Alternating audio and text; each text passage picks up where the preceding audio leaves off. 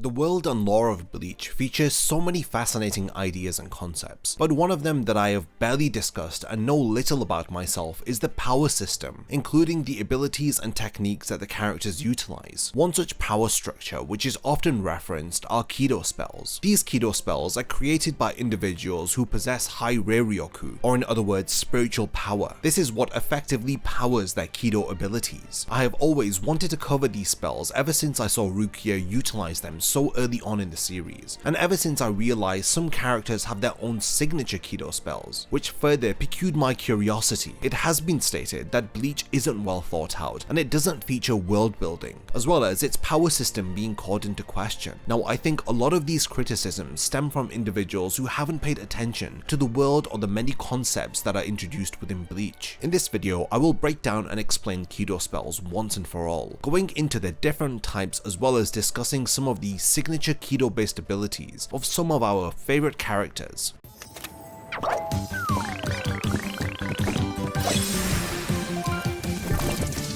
To begin, we need to discuss the basic combat techniques that are utilized by Shinigami. These are referred to as Zanken Soki. They include sword fighting, hand-to-hand combat, fast movement, and lastly, advanced spells that are utilized in combat, which of course are called Kido. Kido spells are broken down into two categories. The first is Bakudo, which are utilized for support within battle, and the second are Hado spells, which are used for direct attacks. In order to summon a Kido spell, an incantation is required, which leads to some of the coolest attacks or even assists within Bleach. I'm sure that we can all vividly remember Rukia shouting out an incantation followed by a number before firing one of the Kido spells. Even as early as the first chapter, we were introduced to a numbered combat spell system that would only be expanded upon more with the introduction of the Soul Society's Kido Corps. This is a military branch which specializes in the mastery of Kido, and as the story had progressed and we were introduced to more powerful Shinigami, we learned that they can summon Kido spells without the need to recite an incantation. Shinigami who use Kido are broken down into three distinctive groups. The lowest ranking user of Kido is referred to as a Kido practitioner. They have a basic knowledge of Kido and are able to use low to mid-level spells without the need of an incantation, but it is to be noted that they may struggle to use Kido of a higher level. Notable characters who fall into this category are Shinji Hirako, Renji Ibarai, and even Genichimaru. Now, moving a level up from a Kido practitioner, we have those who are experts in the field. They tend to have more knowledge about Kido and its many applications. Kido experts are able to effectively use mid-level spells without the need to recite an incantation. However, even at this stage, they will struggle to bring out their full power through summoning a higher spell without an incantation. Typically, lieutenants and captains of the Gotei 13 are at this level, and we have individuals like Shuhei Hisagi, Toshiro Hitsugaya, and even Rukia Kuchiki who are considered to be Kido experts. Now, the final and highest level is that of a Kido master. Individuals who fall into this category have proven to have a great knowledge of Kido spells. They have reached such a level that they can effectively use higher spells without an incantation, and also they are able to summon several spells one after the other without delay. Thanks to their effective utilization of Kido spells, they can even craft their own unique Kido-based abilities, or adjust and improve upon existing spells to fit their need for that period of time. Now, it won't surprise you to learn that individuals like Sosuke Aizen, Kisuke Urahara, and Byakuya Kuchiki are considered to have mastered the art of Kido. Now, it is important to know about the different levels of Kido spell users, so that we can establish that there is a level of progression to this combat system. We have spoken about how Kido masters can modify existing spells to meet their needs, but what exactly is it that Kido spells are used for? Are they restricted to use only on the battlefield? Well, we know that Kido spells can be used as a source of light to brighten a dark area, as demonstrated by Renji in chapter 248. He had modified a spell in order to use it to meet his need at that moment in time. Now, this idea of altering Kido spells can be better understood when we appreciate that the power of a spell is dependent upon the power of the user. So it is possible that a low-level Kido spell can have disastrous results if it is used by a Shinigami who has achieved mastery in the art of Kido. When a Kido spell is summoned, a character usually breaks the flow of battle to shout out the incantation, which is then followed by a number. Now these numbers are assigned to spells in order to grade them on a scale from 1 to 99. The higher the spell number, the more difficult it is to perform that spell. Kido spells have a time limit, which is demonstrated through the barriers that Hachi had constructed during his battle with Baragon. When the Espada had used his time accelerating ability, it had resulted in Hachi's barrier dissolving, proving that Kido spells erode or lose their effectiveness over time. So after a basic introduction of what Kido spells are, let's now talk about the variations and types of Kido spells that we see within Bleach. Earlier I mentioned that Kido spells fall under two types: Bakudo, which are support type spells, and Hado, which are used for direct attacks. Let's first speak about Bakudo spells. They are typically used in combat as a means of support, and we commonly see Bakudo spells used to immobilize and restrain an opponent. Bakudo, instead of directly attacking the enemy, adds some strategy to the battlefield. If a Bakudo spell is effectively utilized, it will give its user a tactical advantage. The first common type of Bakudo spell is a barrier. They are spiritual energy which is focused to form a solid piece of energy, which can be used to create different shapes of various sizes. Barriers are obviously used to protect the user from attack, but they can also be used as a means of containing an enemy. Barrier spells have also been seen to mask an individual's spiritual pressure, making them physically and spiritually invisible. And we see this when Aizen was eavesdropping on Urahara and Shinji's conversation during the Turn Back the Pendulum arc, and Shinji had noticed that Aizen was spying on them as he lifts the curtain of spiritual power which was concealing Aizen. As with any ability reliant upon the user's spiritual power, the strength of a barrier is correlated to the power of a user. A weak barrier is easily broken, and a strong barrier can last for hundreds of years. Family lineage and status also seems to play a role when it comes to Kido spells, as barriers erected by Shinigami from noble lineage are rumored to be unbreakable. Another type of Bakudo are seal type spells. They are similar to barrier spells but are more powerful, hence why they are only utilized by high level Kido users, and they require a bit of time to prepare for their use. A seal is used to conceal powerful or dangerous artifacts, and typically seals are difficult to break. And when it comes to Hado spells, they are simply described as attack based spells, which are designed to directly hurt an opponent. Because Kido is reliant upon the spiritual power of an individual, the power of a Hado spell is also correlated to this. Outside of the context of battle, Kido is also used as a means of healing. These types of spells fall under the category of Kaido. These spells don't have incantations, names, or even numbers, and they exist to heal a target. Kaido-based Kido is used by holding one's hand above the wound of a patient. This results in the hands beginning to glow as the spiritual energy begins to heal them. In chapter 382, we learned about how Reiatsu restoration is performed prior to healing patients with Kaido. This is done so that they can heal the physical body by using the individual's restored Reiatsu, as well as the healer's external Reiatsu. This results in the patient completely restoring their Reiatsu when their physical body ends up returning back to normal. Now, as with any spell-based system, there is going to be hidden, forgotten, or forbidden spells that are too dangerous to utilize. Bleach is no exception to this storytelling trope, as there are Kido spells that are deemed to be illegal to perform by the Soul Society. These Kido spells tend to fall into the realms of space and time manipulation, which we saw during the Turn Back the Pendulum arc, as well as Kido spells which involve sacrificing oneself, which we see in chapter 396. Now I want to talk about some examples of different Bakudo and Hado spells, starting with Bakudo spells. Now one of the first Kido spells seen in the series and often mentioned within Bleach games is Bakudo No. 1 Sai. Rukia had used this on Ichigo during the first chapter by pointing her index and middle finger at him and yelling out the spell's name and number. This results in the target's arms being locked behind their back, restraining them. On the other side of the spectrum, we have Bakudo No. 99, called Part 1 Kin. This is an ability seen to be performed by Tessai, Hachi, and Urahara. It involves binding the target's arms behind their back, as well as wrapping a fabric made up of spiritual matter around their entire body, which pins the target to the ground. And who could forget my personal favorite Bakudo spell within Bleach, which is Bakudo No. 61, Rikujo Koro. This ability is a speciality of Byakuya, and we also see Rukia and Urahara use it within the series. It involves the user pointing their index finger at the target, which summons 6 beams of light that fire towards the opponent's midsection and restrain them in place, leaving them immobilized and unable to move even parts of the body which were not hit by the beams of light. We see Bakudo number 61 used in chapter 142, 266, 301, and in chapter 402. Now, moving on to some examples of Hado spells, we have Hado number 1 called Sho. This involves the user pointing at the target as a small burst of energy is fired out of their finger, which results in the opponent being pushed back a few feet. Now, the most powerful Hado spell, number 99, called Goryu Tenmetsu, is used towards the end of the series by Aizen in chapter 683, and Urahara is also seen to use it in chapter 13 of Can't Be Your Own World. When this powerful Kido spell is activated, it results in the ground rising up around the user as 5 beams of light emerge from the ground. They end up forming 5 colored dragons above the user, and the color of these dragons depends on the individual, as Aizen had summoned purple dragons, while Urahara had summoned dark red dragons. Now, as we're approaching the end of the video, the last point that I want to talk about Kido spells is in regards to the importance of incantations. Kido is usually used to catch your opponent by surprise, and it is not the type of fighting system that is utilized for a relentless full frontal assault. We have already established that Kido spells can be used with just their spell name without an incantation or a spell number. There are, however, 3 classes of Kido incantation. The first is Eisho Haki. This class of incantation describes a user who has not spoken an incantation. While it benefits the user by reducing the time needed to release the Kido, it has a counter effect of weakening said Kido. Anyone who can use Kido can perform them without an incantation, but it is best to reserve this class of incantation for expert or master level Kido users. The second is Niju Eisho. This type of incantation occurs when a Kido user merges the incantations of 2 different spells together in order to save time and also confuse the opponent. We see Rukia do this against the Espada Aranero in chapter 266. The third and final class of incantation is Kojutsu Eisho. This is when the spell's incantation is recited after the spell has already started. Now, this serves to power up the Kido, and the only individual who has been seen to utilize this method of incantation is Hachi. During his battle against Baragon, we saw him perform this incantation class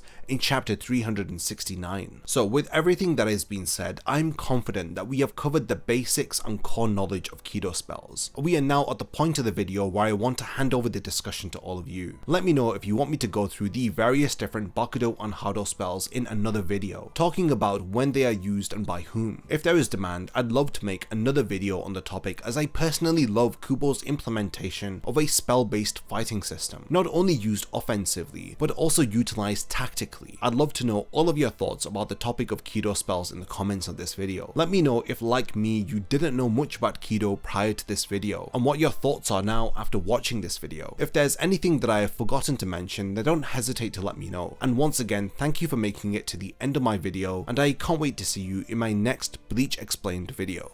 A massive thank you goes out to all of my amazing Patreon supporters for helping to make this video possible. If you also want to support the channel and see your name in the end of my videos, then check out my Patreon, which has loads of perks like early video access and so much more. Thank you for sticking around till the end of the video, and whatever you contribute will mean a lot to me.